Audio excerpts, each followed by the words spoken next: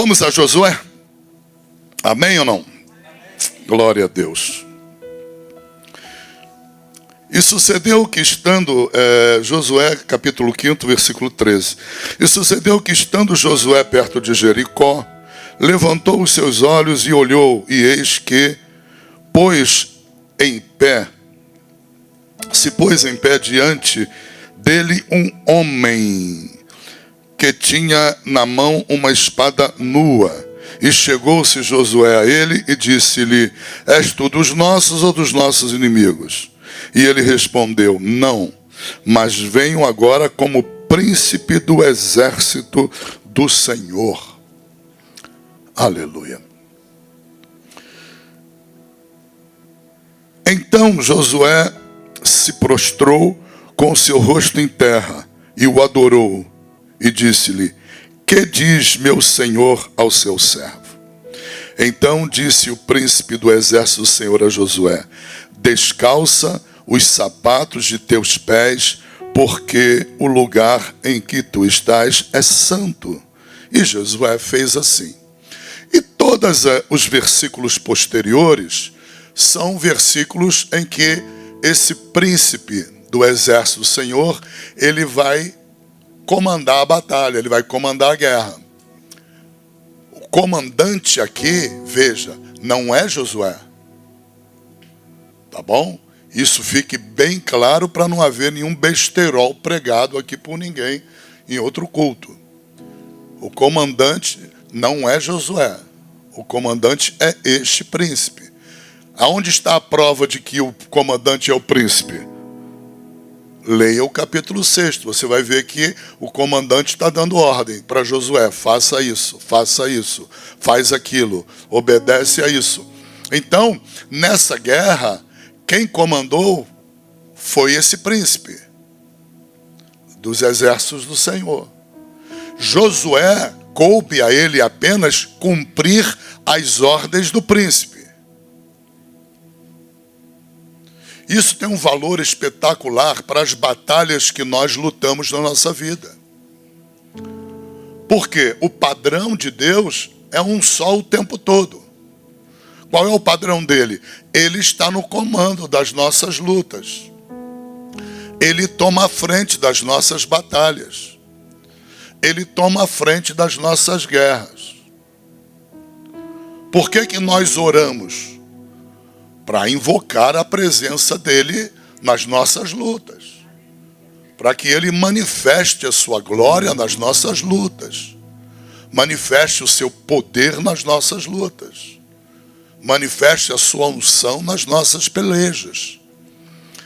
Então aqui nós temos um exemplo de uma batalha que se desenrolou primeiro no mundo espiritual, depois no mundo físico. O reino do Espírito, como eu tenho pregado às quartas-feiras, sempre vai prevalecer sobre o reino da terra, não é? O reino dos homens. Os homens recebem toda a influência do reino do Espírito. E lá no reino do Espírito você tem dois reinos. Você tem o reino da vida, ao qual pertencia esse príncipe, ok? E há o reino da morte, que é um reino espiritual também. Ah, mas Satanás tem um reino? Sim, Satanás tem um reino. O Novo Testamento é claro quanto a isso. O próprio Jesus declarou isso. Quando acusaram Jesus de estar sendo usado por Belzebu, príncipe dos demônios, para expulsar demônios, Jesus respondeu o quê? Ele respondeu: bom, se isso é verdade o que vocês estão dizendo, então Satanás é burro, porque ele está dividindo o próprio reino dele. Se eu estou debaixo da autoridade do príncipe dos demônios e eu estou expulsando demônios, qual é a casa que vai ficar de pé quando ela está dividida? Aí Jesus calou a boca da galera com esse argumento. E foi nesse argumento que Jesus falou do reino de Satanás. E disse que ele tem o reino dele.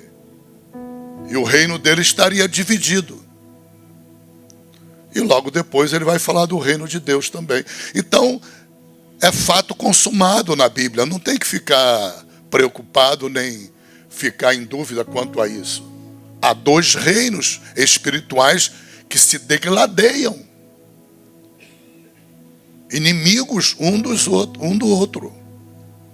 Todos os dois reinos são hierarquizados como reino. Como é que Satanás promove a hierarquia do reino dele? Para pensar. Quem era Satanás? Ele era um querubim da guarda. Ou seja, ele tinha miríades de anjos sob o seu comando. Então, toda a hierarquia do reino de Satanás, hoje, ele copiou da hierarquia que ele aprendeu da parte de Deus. Essa hierarquia que ele montou, nada mais é do que uma cópia do que Satanás recebeu de ordem de Deus para montar em prol do reino dos céus. Ele obedece à mesma hierarquia. Esses milhões e milhões de demônios estão sob a autoridade dele, como viviam sob a autoridade dele no céu.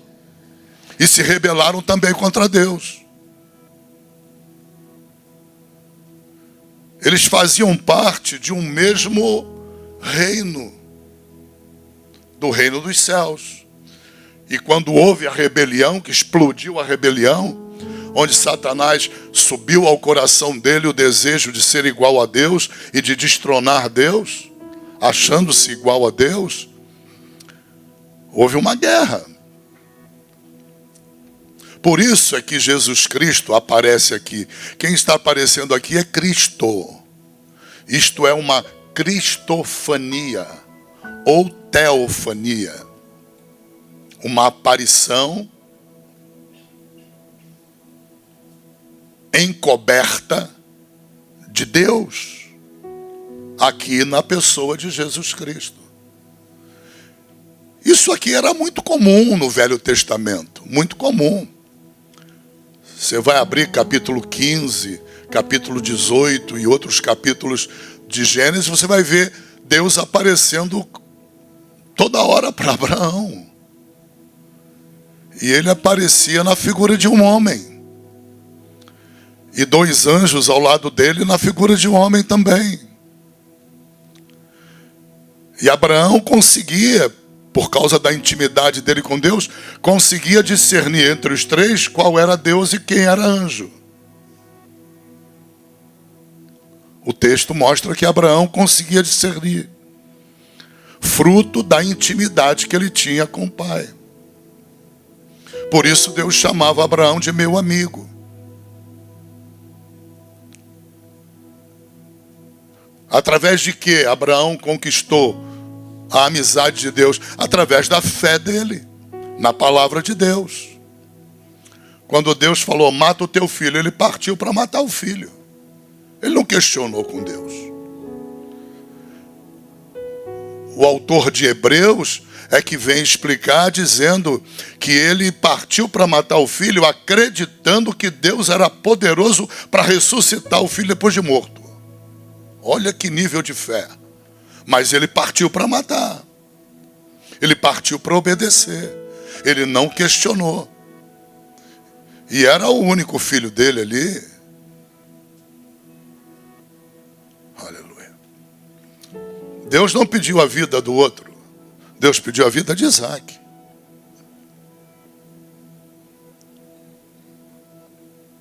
Era da descendência de Sara. Descendência direta de Sara. Então é importante nós compreendermos que esse é o modo de Deus operar. Abre a tua Bíblia em Tito, epístola de Paulo, escrita a Tito, capítulo 2, versículo 11. Quem encontrar, pode ler em voz alta. Porque a graça de Deus se há manifestado, Amém? Quem é esse que é chamado de a graça de Deus? A quem Paulo está chamando de a graça de Deus? Jesus Cristo. Observem um detalhe. A graça está colocada no gênero feminino, correto? Mas, se você observar a narração do texto, diz que a graça se há manifestado. Usa o masculino. Por quê? Porque a graça é Jesus, não é Maria. Não é Maria. Se fosse Maria, teria obrigatoriamente que estar escrito: a graça se há manifestada. Mas como a graça é Jesus, ele usou o masculino para identificar quem é essa graça. Perceberam o código?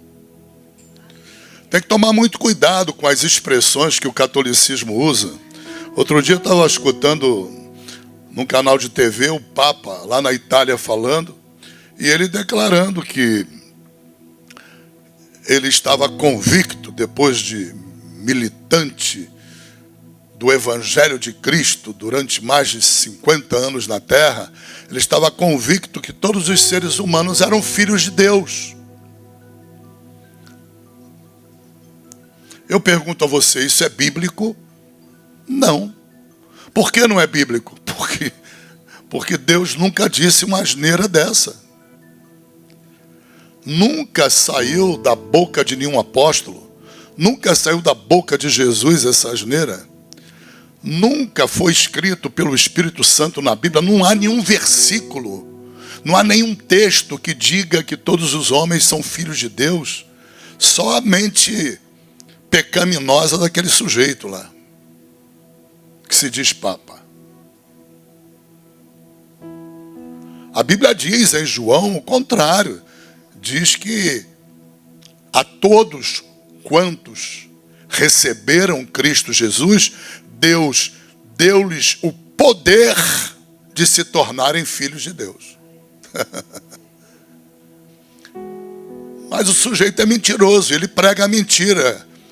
E como ele fala para um rebanho que é mais gado do que ser humano, o gado aceita tudo o que ele fala, porque não pega a Bíblia para conferir.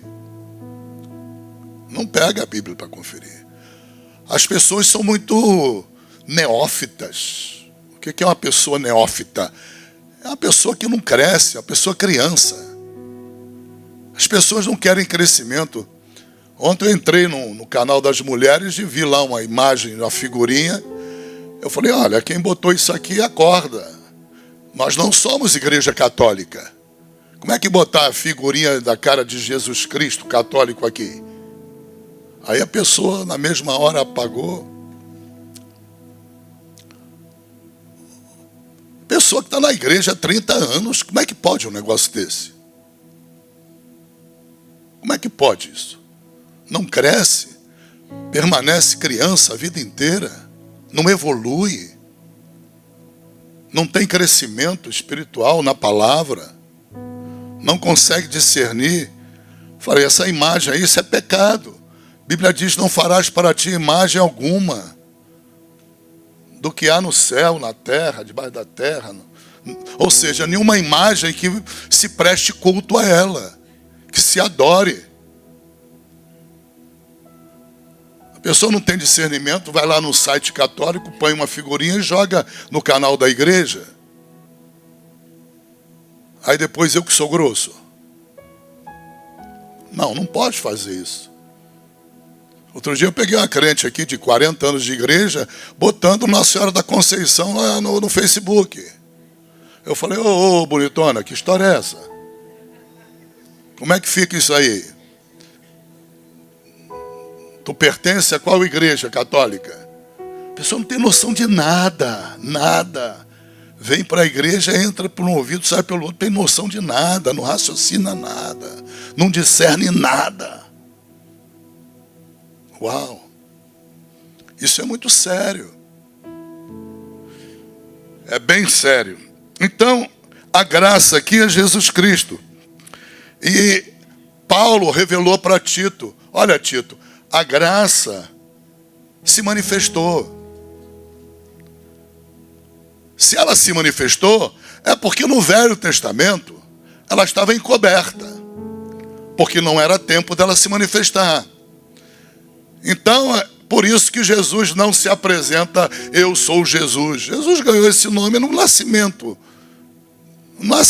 dele, quando o Espírito de Deus cobriu a Virgem Maria, e o anjo Gabriel já havia dito para ela que ele se chamaria Jesus, porque ele seria o Salvador do mundo. Ele nem tinha esse nome ainda oficialmente diante da humanidade. Ele só ganhou esse nome no nascimento. Então ele se apresenta como príncipe dos exércitos de Deus, dos exércitos do céu, dos exércitos do Senhor. Mas você percebe nitidamente que é o próprio Jesus, em vestes de camuflagem. Ou seja, atuando de modo a que ele não seja identificado, a não ser por aqueles que estudam a palavra. Aí os que estudam a palavra conseguem identificar que é ele. Qual é o primeiro elemento de identificação de que não é um mero anjo? É a palavra de Deus aqui no texto chamá-lo de homem. Nunca na Bíblia anjo se identifica como homem. Nunca o Espírito de Deus cometeu a asneira de chamar um anjo de homem.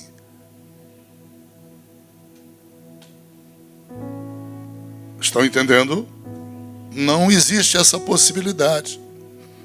Outra coisa que força a convicção de que é o próprio Jesus, que estamos diante de uma cristofania, é o fato de Josué se prostrar diante dele. E ele recebe a adoração. Porque se é um anjo e não é Cristo, o anjo sentava a bordona em Josué. Abrem Apocalipse. Último capítulo de Apocalipse. Versículo 8º. Capítulo 22, verso 8º. E eu, João, sou aquele que vi e ouvi estas coisas. E havendo-as ouvido e visto, prostrei-me aos pés do anjo, aqui é anjo mesmo, que mais mostrava para o adorar. E ele me disse, olha, não faças tal coisa, porque eu sou conservo teu e de teus irmãos, os profetas, e de todos que guardam as palavras deste livro. Quer adorar, bonitão? Adora a Deus. Adora a Deus.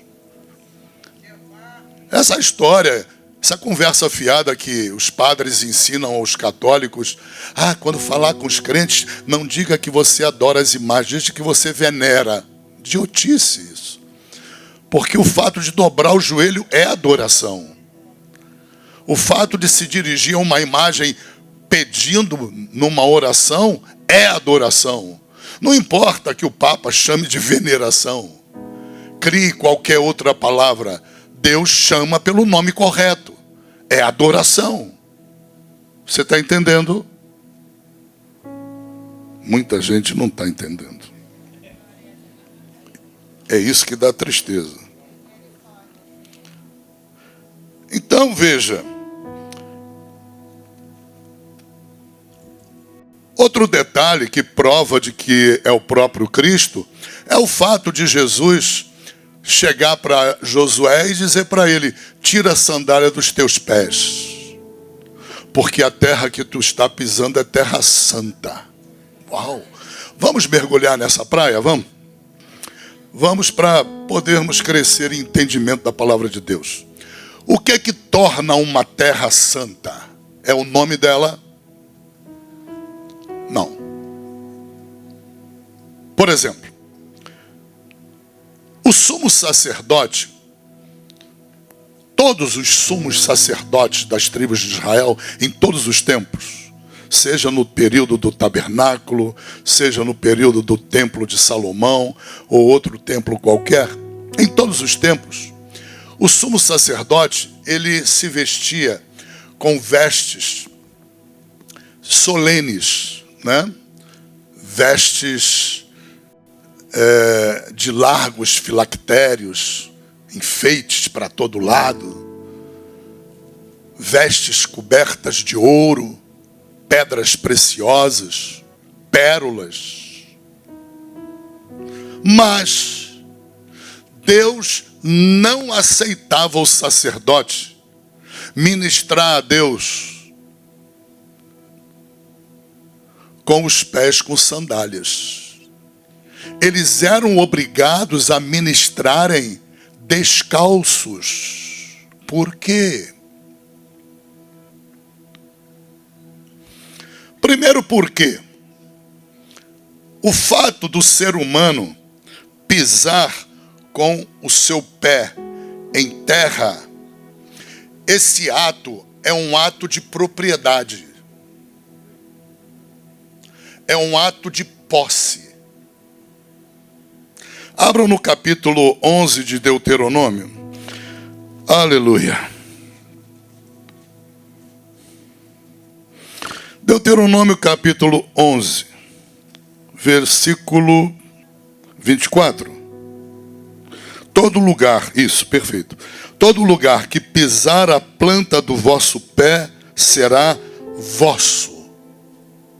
Então, com base nessa promessa de Deus, que todo lugar em que eu puser o meu pé será meu. Isto, veja, é uma promessa de Deus para o seu povo. Não importa que é Velho Testamento, nós somos povo de Deus também, ok? A Bíblia diz que no Velho Testamento havia sombras de realidades do Novo Testamento. Dentre essas sombras, esta é uma. Então, a realidade dessa sombra é que nós também fazemos jus à terra que pisa a planta dos nossos pés.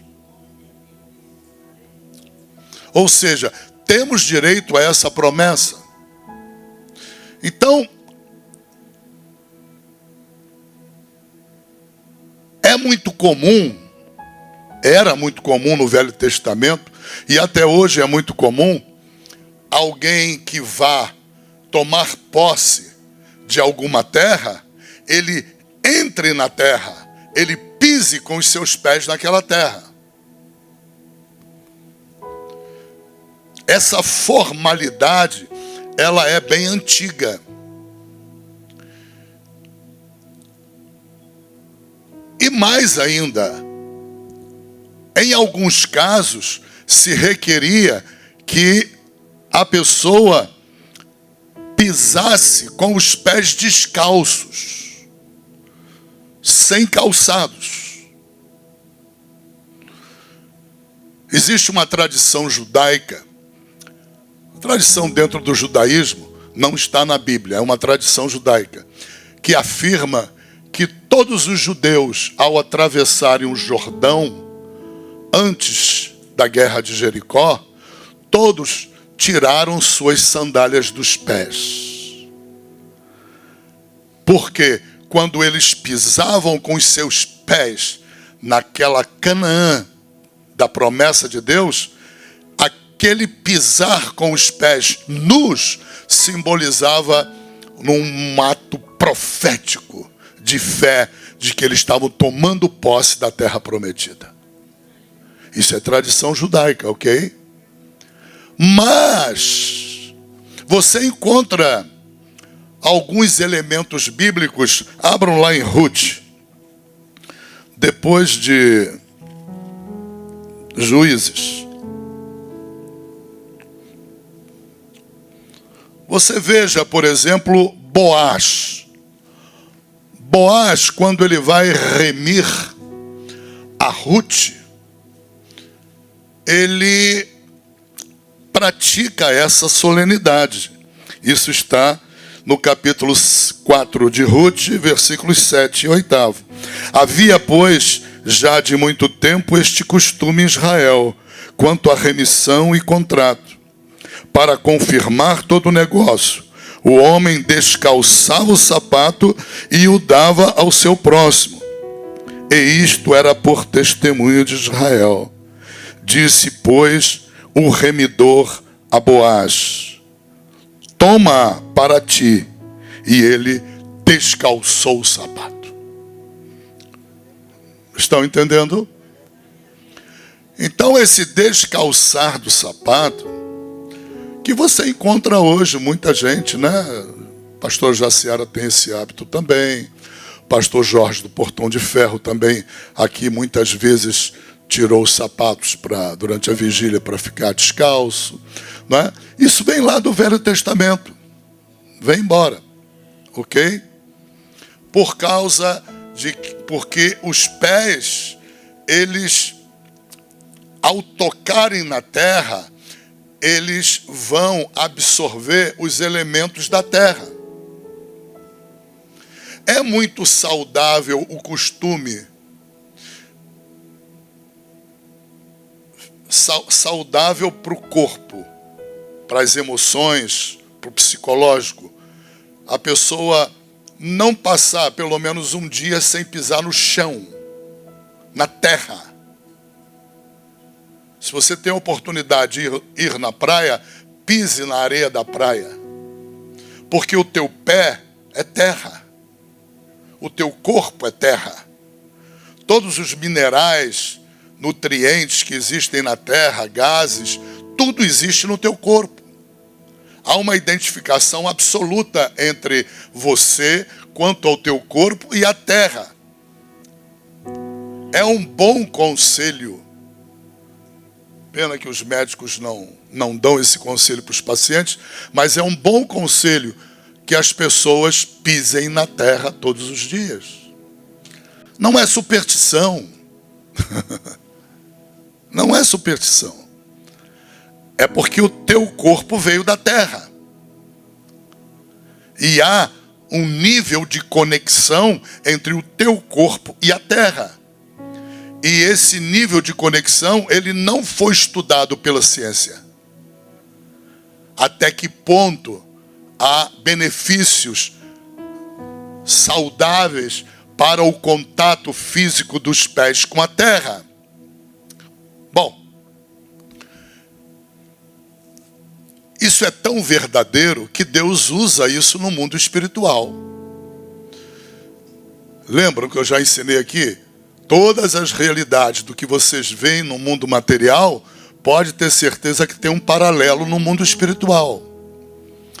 E quanto a esse aspecto, Deus, ele inaugura com Moisés o seu relacionamento a partir do pisar na terra.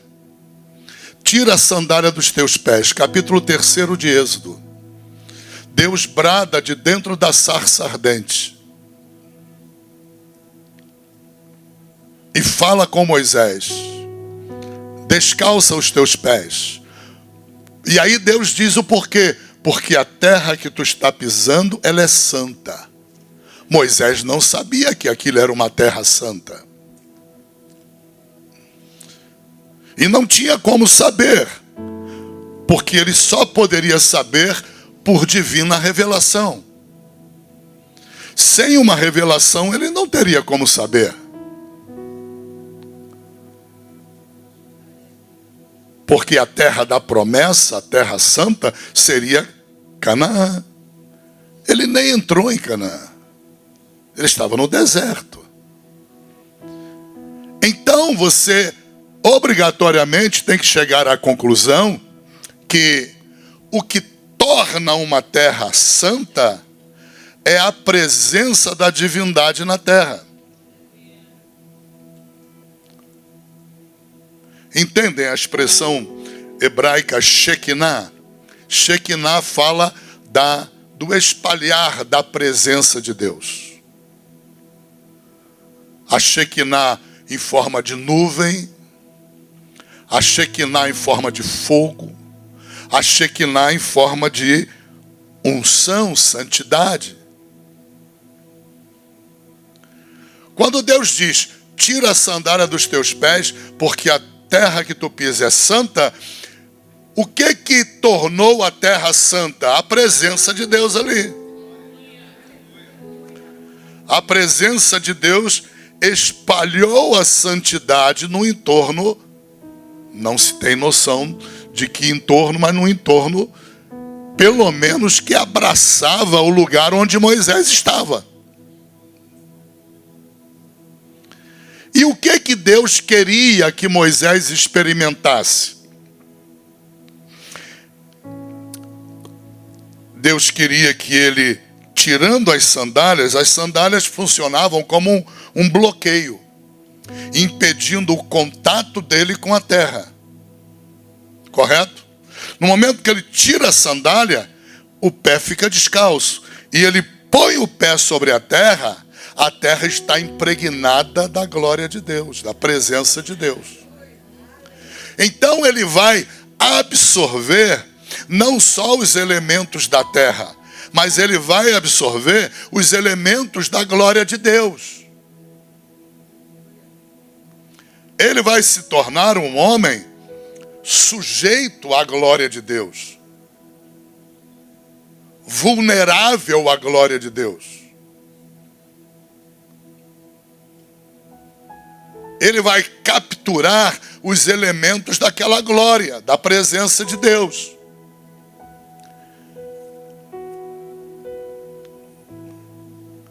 Aonde no templo estava a glória de Deus? No Santo dos Santos. Quem é que oficiava no Santo dos Santos? O sumo sacerdote. Entende por que Deus não permitia ele entrar ali de sandália?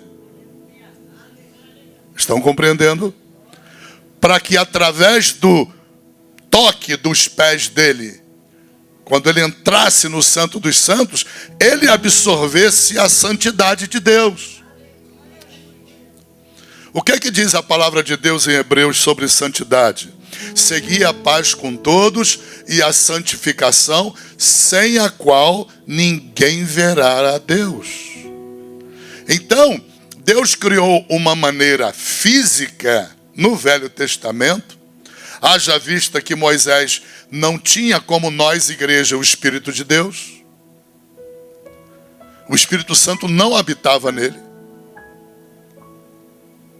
Hoje, todo esse processo, ele está diluído. Ele existe, como a pastora Jaciara, o pastor Jorge, algumas outras pessoas, igrejas inteiras também mantêm esse costume. Mas hoje não há mais sentido. Por quê? Porque você tem o Espírito de Deus em você. E o Espírito de Deus uniu-se ao teu espírito. Nós não somos dois espíritos, nós somos um espírito com o Espírito de Deus. Então não faz sentido agora eu ficar descalço, mas aqueles que têm o hábito fazem para Deus e é bênção, é bênção. Se a glória é para Deus, que seja para Deus, não tem problema, Deus aceita, amém? Mas eu não vou, como pastor, instituir isso na igreja. Por quê? Porque Moisés recebeu a ordem, ele não tinha o Espírito de Deus habitando nele. Josué recebeu de Jesus a ordem. Nós, diferentemente dos dois, nós temos o Espírito de Deus. O que nos santifica é o Espírito de Deus que habita em nós. Todo o trabalho de Deus na nossa vida depende do Espírito em nós, habitando em nós. Por isso que é necessário nascer de novo. Porque não há como ser um verdadeiro cristão sem nascer de novo. Não há como ser um verdadeiro cristão sem ter o Espírito de Deus na sua vida. Não há como. Não tem o Espírito Santo habitando, não é cristão. Pode ter nome de crente, apelido de crente, cara de crente, anda como crente, fala como crente, mas não é crente. Porque o que torna a pessoa um verdadeiro crente, um verdadeiro cristão, é o Espírito de Deus habitando nessa pessoa. Então esse hábito, esse costume se diluiu. Não há necessidade de eu vir para cá sem meu sapato, ficar descalço aqui. Não há necessidade. Mas se eu quisesse glorificar a Deus dessa maneira, bom, se Deus não puxar minha orelha, entendeu? Está tudo certo, não tem problema nenhum. A glória é para Ele. Não estou fazendo para mim, não estou fazendo para ninguém, estou fazendo para Ele. Então Deus recebe. Tudo que é feito de bom grado, Deus recebe. Mas hoje não tem mais sentido, hoje não tem mais necessidade. Por quê? Porque a santificação, ela é promovida através do Espírito habitando em você. O teu corpo, ele está santificado. Não perde o estudo de quarta-feira não, pelo amor de Deus, em nome de Jesus, tá? Perde outro, mas não perde o próximo não. Porque eu vou tocar em situações aqui que são seríssimas, seríssimas. E que você não tem a menor ideia, talvez, para poder entender a situação sem uma ajuda. Tá? Eu vou me dedicar exclusivamente a essa problemática de uma situação em que nós, por falta de discernimento, não entendemos a realidade. E eu vou te mostrar no meio evangélico duas realidades. A igreja está dividida em duas realidades. Eu vou explicar uma e vou explicar outra. Eu vou dizer, escolha. Segue a que você quiser.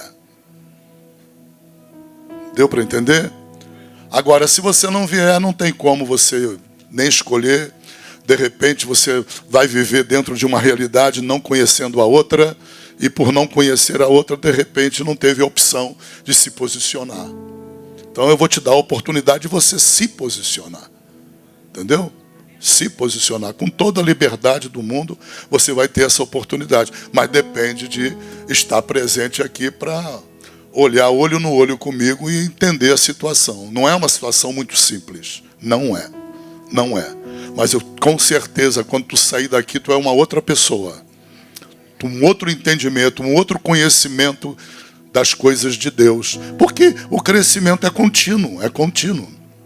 E quem tem a responsabilidade na igreja de fomentar o crescimento contínuo é o pastor da igreja. Se ele não se cobrar, fomentar, todo mundo acomoda. Não é? Então cabe a mim essa responsabilidade. E eu vou tentar desempenhá-la o mais proficuamente possível. Deu para entender? Então é fundamental você compreender isso.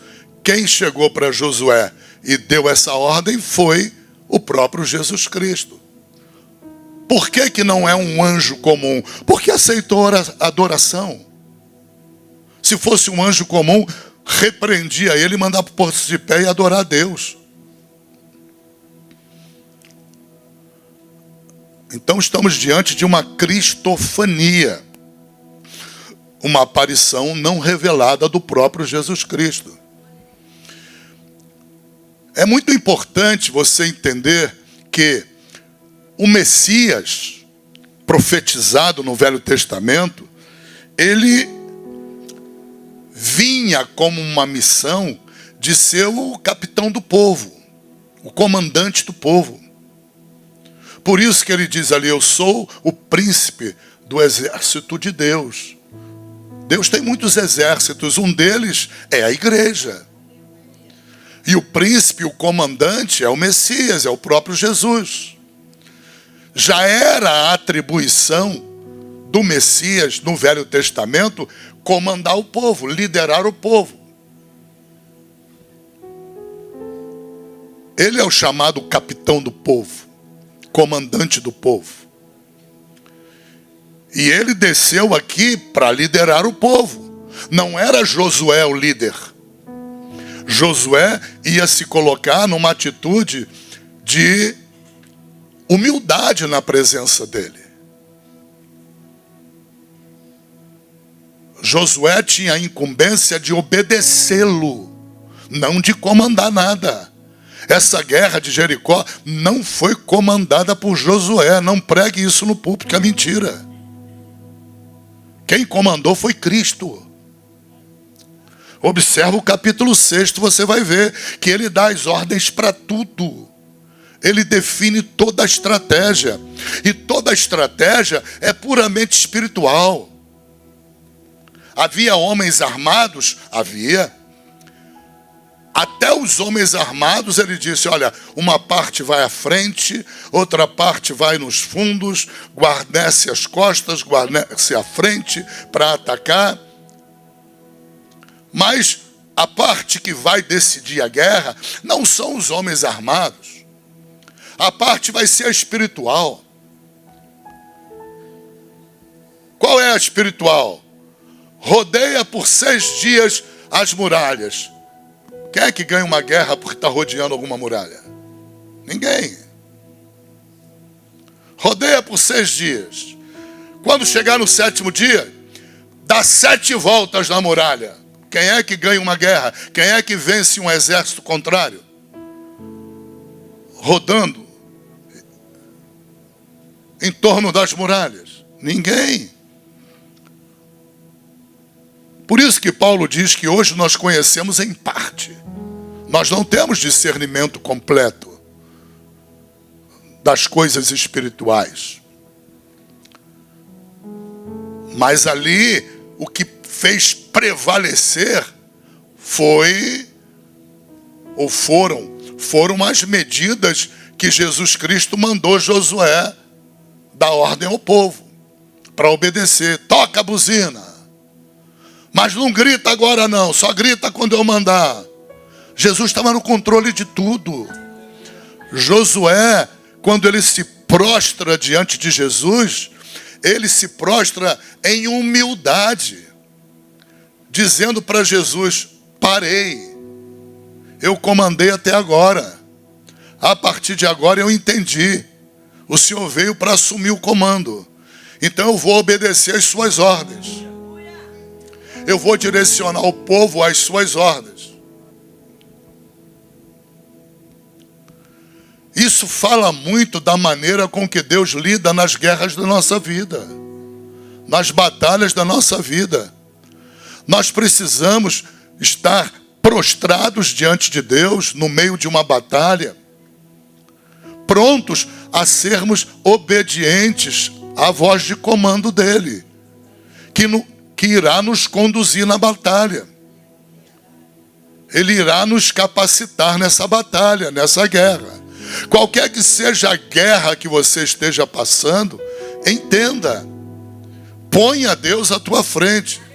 Segue as diretrizes de Deus. Segue a orientação do Senhor. Não toma iniciativa por tua própria conta. Senão vai chorar lágrima de sangue. Senão vai dar murro em ponta de faca e sangrar. E não vai resolver nada. Ele tem que estar. Por quê? Porque a tua vitória, ela vem do mundo espiritual. A tua vitória vai vir de Deus. De Deus. Por isso Jesus disse, não é por força nem por violência, mas pelo meu espírito. É muito difícil isso na prática, eu sei que é. Porque principalmente nós brasileiros somos muito sangue quente, queremos tomar a frente e decidir tudo.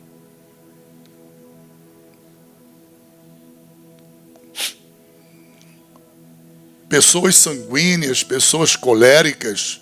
Eu sou colérico. O colérico é um perigo nessa hora, porque se Deus titubeia, ele passa à frente de Deus e pronto.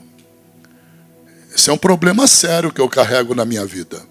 Eu tenho uma tendência não a me omitir. Tem pessoas que, sabe, pessoa fleumática, se omite de tudo. Tudo que pode empurrar com a barriga, empurra.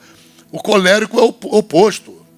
Ele não se omite, ao contrário, ele passa à frente de Deus e atropela. E no final vai chorar do mesmo jeito. Deu para entender? Então, a regra da batalha na tua vida está aqui no texto. Você é um guerreiro de Deus na terra? Então aprenda a cumprir ordens de Deus. Aprenda a cumprir a vontade de Deus. Segue a direção de Deus. Por mais que seja claro o caminho que você tem que seguir, não toma a frente do Senhor. Por mais que seja evidente o teu sonho, o teu projeto, por mais que seja espasmódico, transparente, não toma a frente do Senhor. Coloca Ele na frente, vai pisando nos passos dele. Por quê? Porque Ele enxerga coisas que tu não está enxergando. Ele conhece situações no mundo espiritual que você não está vendo. Ele sabe de onde virão os ataques contra você e você não está nem aí, não está tendo ciência disso. Quando você vê, é surpreendido e pronto, já é tarde. Tomou uma cambalhota do diabo e vai reclamar com quem? Então o padrão da guerra espiritual está aqui. Deus à tua frente nas tuas batalhas. Deus à tua frente nas tuas guerras. Não inverte esse processo. Não inverte esse processo.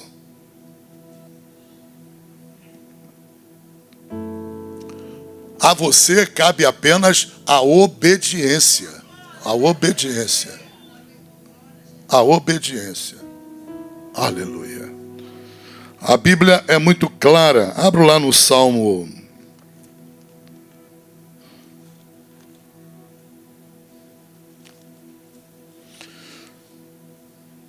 Salmo 107, versículo 6.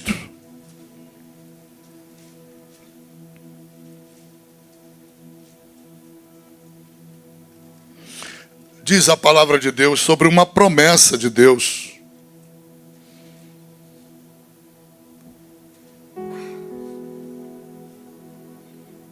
Aleluia. Eles clamaram ao Senhor na sua angústia, e o Senhor os livrou das suas dificuldades. Veja, o livramento veio do Senhor. Então entenda, o livramento não vem de você. O livramento não vem da tua capacidade, nem da minha. O livramento vem do Senhor. Não inverte esse processo. Aleluia.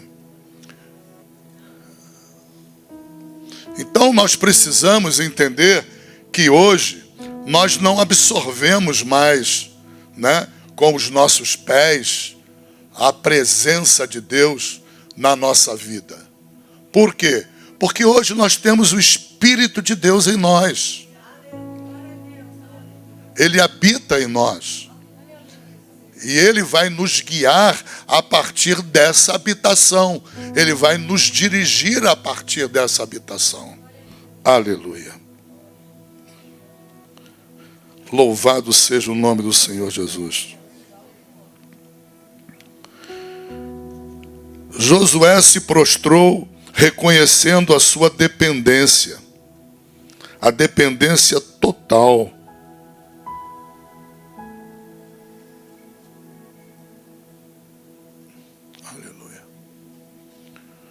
Quando ele se prostra diante de Jesus, ele está dizendo: a minha dependência, Senhor, de Ti é total. Nós precisamos caminhar nessa dependência. Deus vai cuidar de você. Deus quer cuidar de você. Ele é Pai, Ele é bom. Ele quer cuidar dos teus desejos. Ele quer realizar os teus sonhos.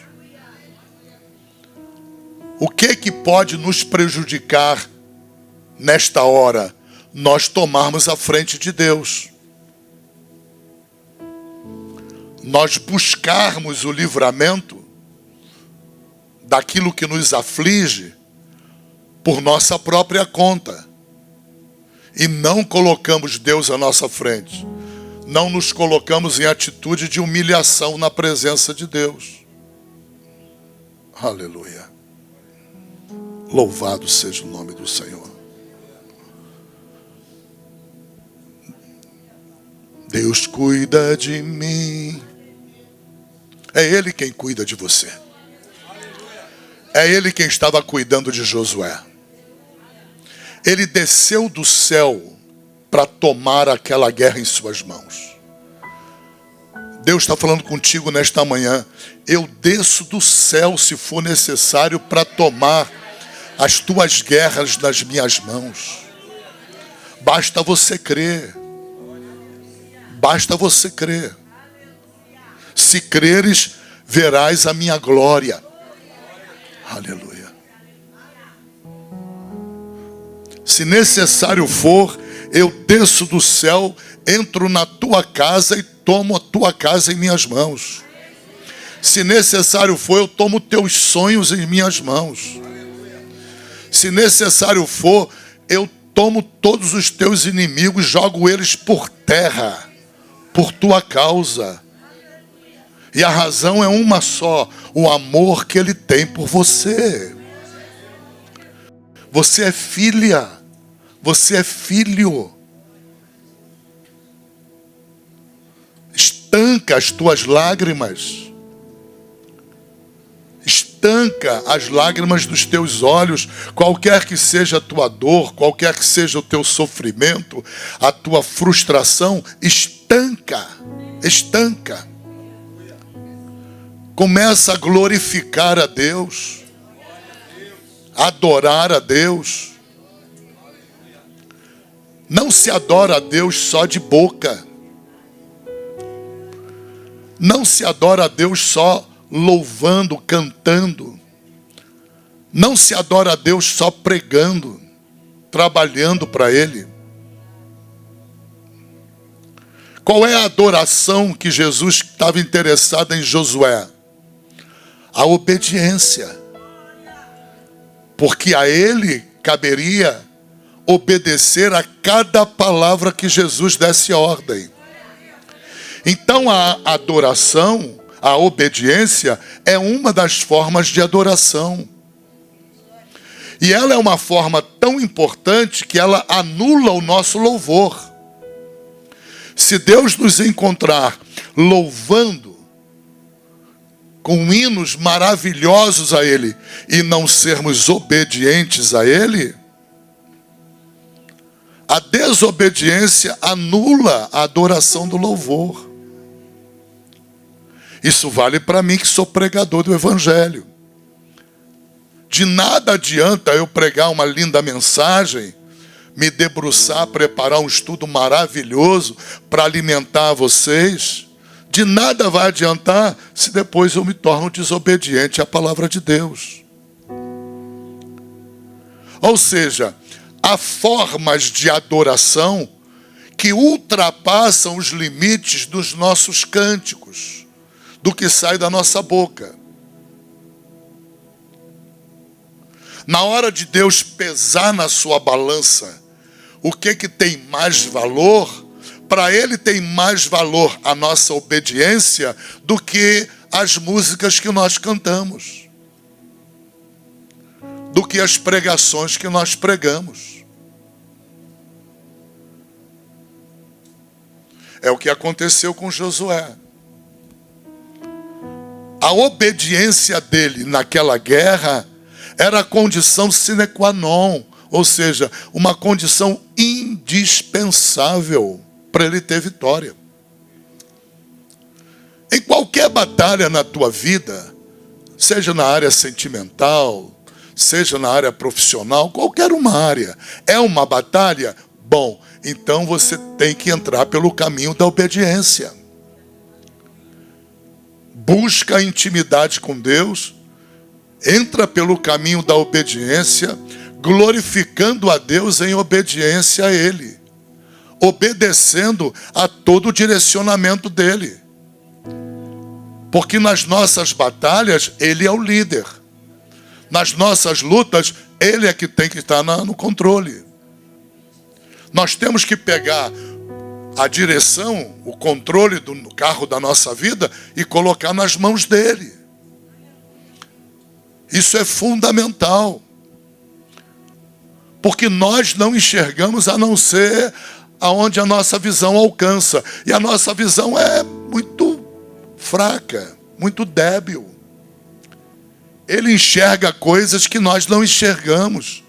Ele prevê situações que nós não entendemos. Ele articula no mundo espiritual soluções que nós não temos. Como assim? Tocar buzina? Ei, é uma muralha. É uma fortaleza. Tocar buzina, fazer barulho, dar gritinho. Entende? Nossa xícara não consegue entender. Nós não temos capacidade de entender as razões de Deus para as ordens que Ele dá. Por isso que nós temos que ter uma obediência 100%. Porque geralmente as ordens de Deus são ininteligíveis. São incompreensíveis. O que é que Jesus disse para Pedro? O que eu estou fazendo agora tu não entende. Depois tu vai entender. Agora não. Muitos direcionamentos que Deus nos dá são absolutamente ininteligíveis. E por que Ele dá um direcionamento que nós não entendemos? Para testar a nossa obediência. Para testar a nossa obediência. Para não nos deixar inteligíveis naquilo que nós queremos entender ou podemos entender.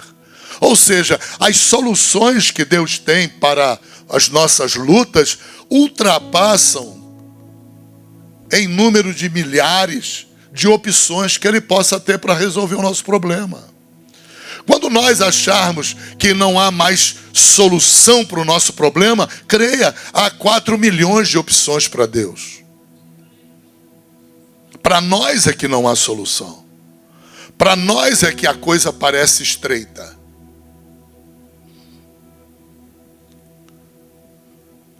Aleluia.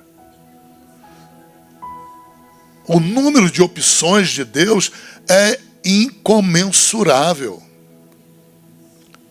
para resolver qualquer tipo de situação. Por quê? Porque Ele é o Todo-Poderoso.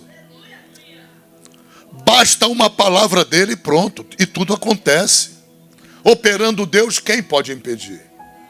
O que é demasiadamente difícil para Deus? A Bíblia diz, para Deus não há impossível. Mas para mim há, para você há, mas para Ele não há. Então por que eu vou tomar a direção da mão dele e segurar o volante nas minhas mãos? Por quê? Você está entendendo? A grande provação de Josué aqui foi ele não se levantar para tomar a frente de Jesus.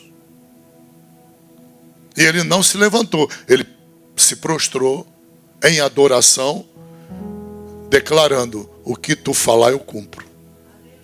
E as ordens de Deus foram as ordens mais doidas possível. Toca a trombeta, dá a volta 7 vezes, durante 6 dias, e depois no 7º 7 vezes. Mas um monte de ordem que para nosso raciocínio é doidas. Não faz sentido. Mas por isso que Ele é o Deus sobrenatural. Entenda em nome de Jesus. Você precisa entrar numa dimensão de entendimento em que você compreenda o seguinte: o ladrão não veio senão para roubar, matar e destruir, correto? Então, por trás de cada fracasso na tua vida, tem um demônio. Ou tu tem dúvida? Atrás de cada fracasso, pode anotar isso no caderno para decorar. Nunca mais esquecer. Ocorreu um fracasso na tua vida, você foi derrotado por algum demônio. A festa nas trevas. Houve uma derrota. Você está lutando contra seres sobrenaturais. Você não pode, contra seres sobrenaturais, fazer uma análise para a guerra com um raciocínio lógico, humano, carnal, material, a partir dos sentidos, visão, tato, olfato, paladar. Não pode. O reino de Deus, ele é o reino da vida. Ele não é o reino dos sentidos. O reino da morte é que dos sentidos. O reino das trevas funciona com o reino dos sentidos. O reino de Deus não. Ele é um reino totalmente espiritual. E as soluções são espirituais. Você vê que ele não deu solução nenhuma física aqui. A Bíblia não fala de um tiro que saiu de qualquer arma. A Bíblia não fala de uma espada que foi usada.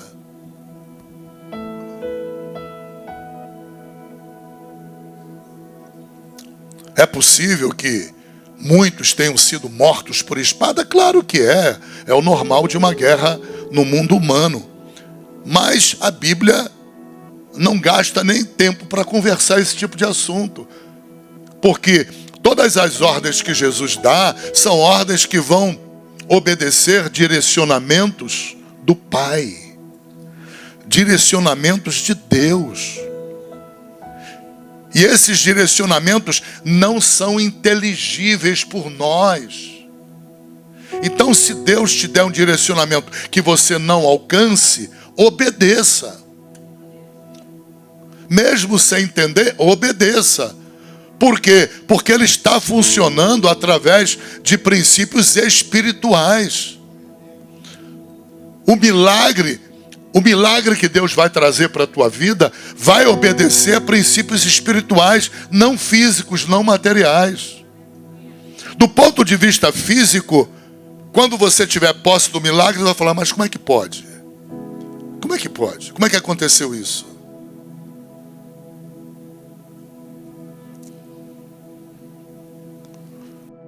Havia 20 processos contra a igreja para tirar a igreja daqui. E um só da igreja contra os demais. E esse da igreja contra os demais, tudo que era juiz condenava a igreja. E os outros que eram contra a igreja, todos os juízes que trabalharam no processo condenavam a igreja também. Ou seja, a igreja, do ponto de vista físico, natural, ia para o pau, ia fechar mesmo e acabou. Ia estar um botequim aqui vendendo cachaça.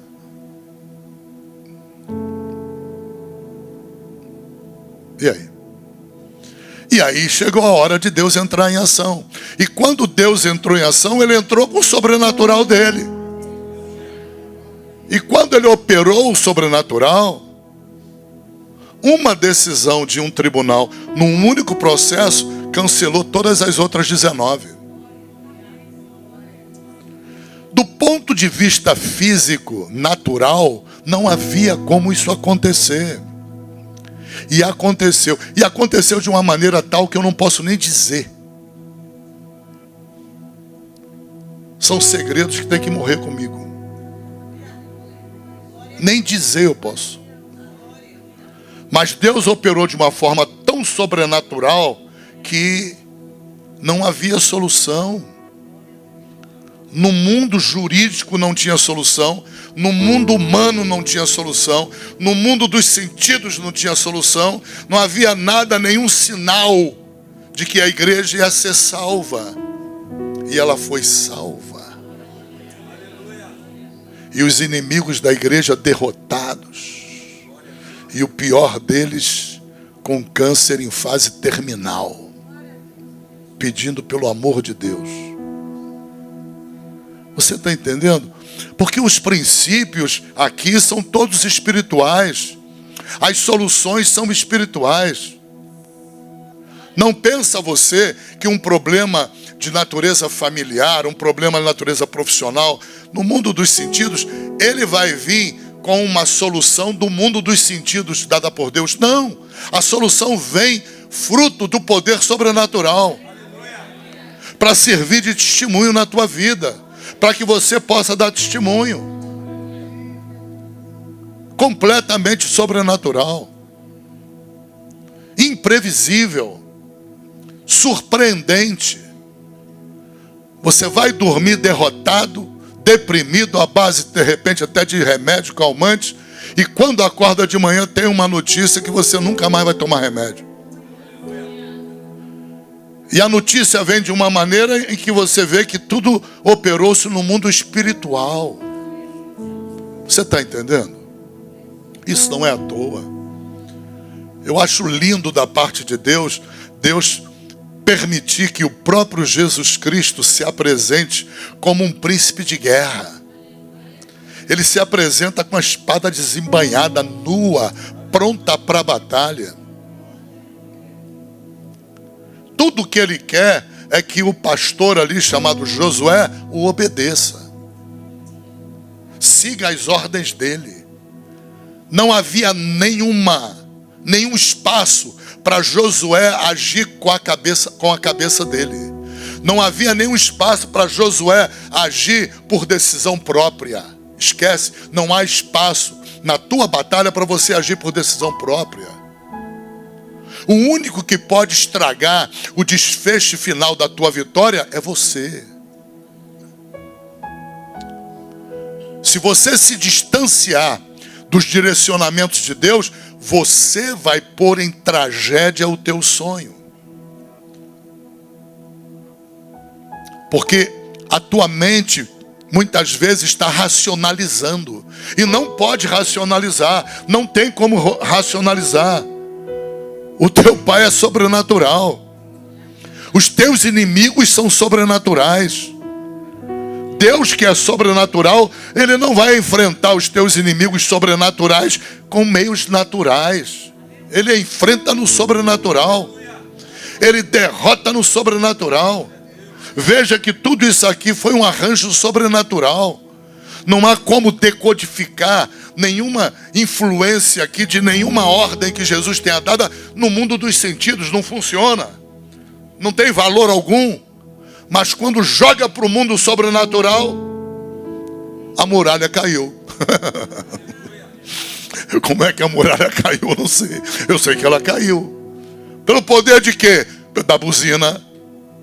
Como assim? Da buzina. Pelo poder do grito. Pelo poder do rodear em volta. No mundo dos sentidos não tem valor isso. No mundo dos sentidos é inexplicável. Por isso que você não pode racionalizar. Dentro do teu problema, ficar procurando o caminho pelo qual Deus vai vir como um caminho natural. Ele não virá por um caminho natural. Ele vai agir com o sobrenatural dele na tua vida. Aleluia. Fica de pé em nome de Jesus. Louvado seja o nome do Senhor Jesus. A Deus seja a honra, a Deus seja a glória, a Deus seja o louvor. Quem tem ouvidos, ouça o que o Espírito diz à igreja. Amém? Essa palavra é para cada um de vocês, para mim, para todos nós. Não há exceção. Todos nós temos lutas.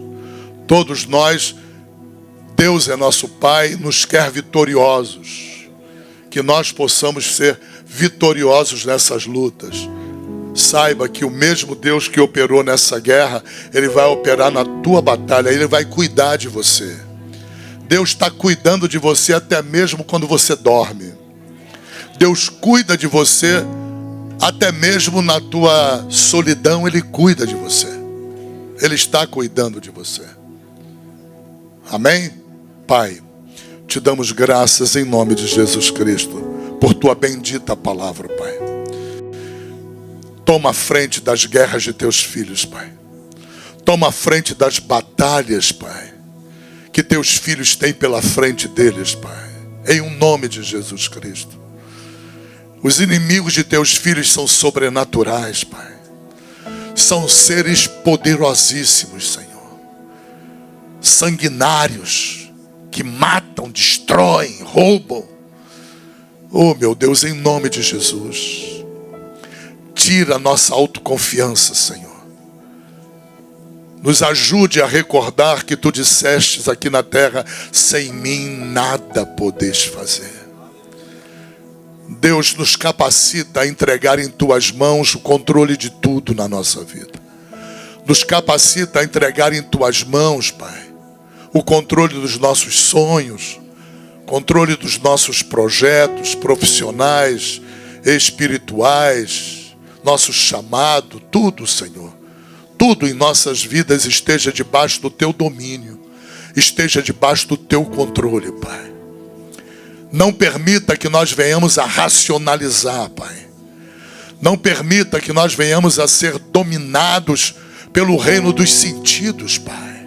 Em o nome de Jesus Cristo. Em o nome de Jesus, Senhor.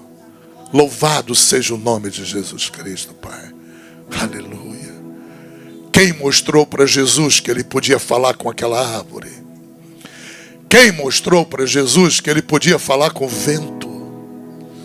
Quem mostrou para Jesus que ele podia falar com a água? Quem mostrou para Jesus que ele podia falar com Lázaro, 4 dias já podre, morto? Quem mostrou para Jesus? Isso prova que Jesus não se guiava pelo reino dos sentidos, Pai. Ele operava no reino do Espírito, Pai. Ajuda teus filhos a se elevarem espiritualmente, Pai. Em nome de Jesus, Senhor. Entendendo que eles precisam operar no reino do Espírito, Pai. Não no reino dos sentidos. Não por aquilo que eles sentem. Eles não têm que sentir nada, Pai. Eu não tenho que sentir nada, Pai. Não por aquilo que eu vejo, eles veem, Pai. Não por aquilo que eu tenho que tocar para provar que existe. Oh, meu Pai, teu reino é superior, Senhor. E o teu chamado para nós é para viver nesse reino superior, Pai. Em nome de Jesus, nos desprenda, Pai, do reino dos sentidos, em nome de Jesus. Nos desprenda daquilo que nós vemos, daquilo que nós sentimos. Nos desprenda, Deus, em nome de Jesus. Até que a nossa vitória se consuma, Pai. Em o nome de Jesus, Pai. Vem nos guiar, Senhor, pelos princípios do teu reino, Senhor. Vem nos guiar pelos princípios, pelas leis do teu reino. Não nos deixa operando, Senhor, a partir do reino da morte, Pai. Não nos deixa operando, Pai, a não ser a partir do reino do Espírito, Pai. Do reino da vida, Pai. Segundo as leis da vida, Pai. Em o nome de Jesus Cristo, Pai. Cobre com teu sangue essa igreja, Pai. Abençoa as criancinhas dessa igreja. Abençoa os adolescentes, os jovens, Pai. Abençoa os casais, os casamentos. Abençoa as pessoas separadas, solteiras, Pai. Abençoa, Pai. Em o nome de Jesus, assuma o controle de tudo nesta igreja, Senhor. Toma a frente de todos nós, Pai. Em o nome de Jesus Cristo, toma a nossa frente em todas as nossas lutas, em todas as nossas pelejas, Pai. Em o nome de Jesus, Senhor. Jesus desceu do céu ali para mostrar que Ele não deixaria o povo sozinho na luta. Jesus desceu do céu ali. Foi visto como homem, corpo físico, para que as pessoas crescem. Que Ele não as deixaria lutando em vão. Não deixa teus filhos lutando em vão, Pai. Em o nome de Jesus, toma as guerras de teus filhos, Pai. Toma as batalhas de teus filhos, Senhor. Esmiuça, esfarela com todo o poder de Satanás, Pai. Joga por terra os principados das trevas, Pai. Em nome de Jesus. Todo principado maligno caia por terra na vida desse povo, em nome de Jesus Cristo. Toda potestade diabólica, toda hoste espiritual da maldade, do mundo tenebroso, caia por terra em nome de Jesus Cristo. Todo demônio caia por terra em nome de Jesus Cristo. Em nome de Jesus. Seja próspero nos teus sonhos. Seja próspero nos teus pensamentos. A palavra de Deus diz: bem sei eu os pensamentos que pensam a vosso respeito. São pensamentos de paz. Traz, Deus, paz à vida da tua filha. Traz paz à vida do teu servo. A vida da tua serva. Traz paz, meu Pai. Traz paz para as famílias, Senhor. Traz paz para essa nação, Senhor. Em nome de Jesus Cristo, meu Pai. Traz paz às igrejas, Senhor, nessa nação. Traz paz às igrejas na terra, Senhor. Em nome de Jesus Cristo. Remove as pedras de tropeço. Remove as pedras de escândalo. Remove as pedras mortas. Remove os espinhos do caminho do teu filho e da tua filha, Pai. Remove os espinhos em nome de Jesus Cristo. Em nome de Jesus. Cai por terra todo pensamento contrário. Caia cativo todo pensamento que se opõe. Em nome de Jesus Cristo. Toda ação maligna caia por terra. Em nome de Jesus. Abençoa, Senhor. Abençoa o deitar, o levantar, o caminhar dos teus filhos. Abençoa os sonhos de teus filhos. Abençoa os planos de teus filhos. Abençoa o presente. Abençoa, meu Deus da glória, o futuro dos teus filhos, Pai. Tua palavra diz que aquele que está em Cristo, nova criatura é. As coisas velhas já passaram, eis que tudo se fez novo, Pai. Entrega o novo para os teus filhos, Pai. Tira o velho, Senhor. Tira o velho, meu Deus, em nome de Jesus Cristo, Senhor. Entrega o novo, Senhor. Porque a tua promessa é que tudo se fará novo na vida da tua filha, da vida do teu servo. Em nome de Jesus Cristo, Pai. Nos ajuda, Deus, cada dia mais vivermos em novidade de vida na tua presença, Pai. Em nome de Jesus Cristo, Senhor. Abençoa, Senhor, cada pessoa nessa manhã, para louvor da tua glória, em nome de Jesus. Amém. Alguém quer aceitar Jesus nessa manhã, pastor? Eu quero fazer de Jesus meu único Deus.